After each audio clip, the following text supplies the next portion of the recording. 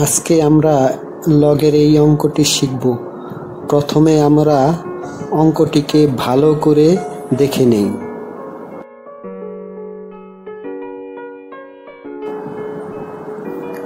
Log 10 base এর মানটি বসাই লগ 10 বেজ, এরপরে 27 কে আমরা 3 কিউব লিখতে পারি।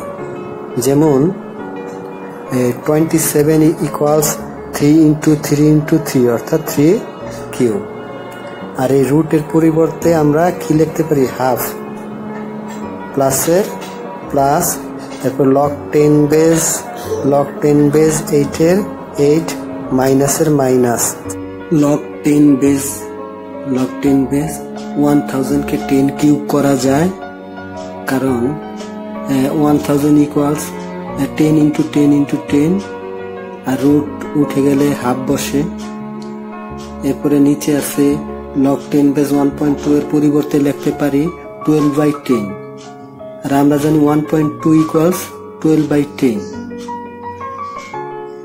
ঠিক আছে, এখন লগ 10 বেজ 10, এরপরে 3 আর পাওয়ার গুণ করবো 3 একে 3 আর নিচে 2 প্লাসের প্লাস।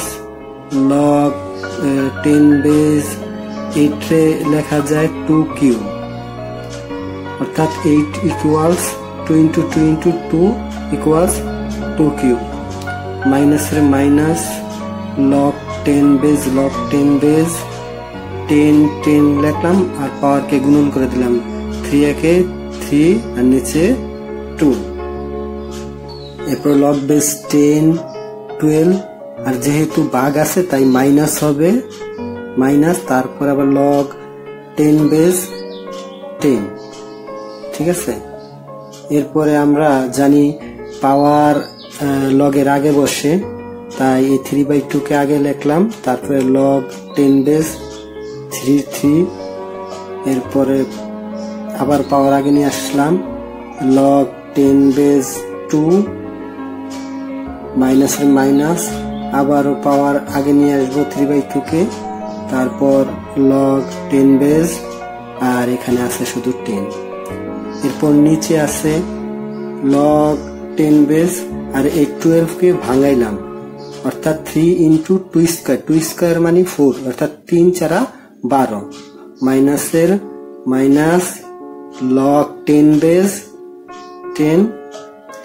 এখন আমরা এই 3/2 কে কমন নিব। 3/2 কে কমন নিলে কি হয়? লগ এই 3/2 চলে যায়, লগ 10 বেজ 3 প্লাসের প্লাস। এই 3 কে 3/2 দ্বারা ভাগ করলে কত হয় দেখি? এই 3 কে 3/2 দ্বারা ভাগ করলে দেখা যায় 3 ইন্টু 2/3, 3 কাটা থাকে 2, অর্থাৎ 2, তাই 2 লগ 10 বেজ 2। মাইনাসের মাইনাস, আর 3/2 তো চলে যায়, আর থাকে কি লগ 10 বেজ 10, আর লগ 10 বেজ 10 এর মান হচ্ছে 1। নিচে লগ 10 বেজ 3, যেহেতু গুণন চিহ্ন আছে তাই যোগ হবে, আর এই 2 যেহেতু 2 উপরে স্কয়ার আছে, এই 2টা আগে চলে আসবে, তাই 2 লগ 10 বেজ 2 হবে, মাইনাসের মাইনাস। আর লগ 10 বেজ 10 এর মান তো কত? 1, এটা আমরা জানি, তাই 1। এখন দেখা যায় যে উপরের এই রাশিগুলো এবং এই নিচের এই রাশিগুলো একই, তাই এই দুইটা কাটাকাটি করা যায়, তাহলে থাকে কি 3/2, আর এই 3/2 হচ্ছে অ্যান্সার।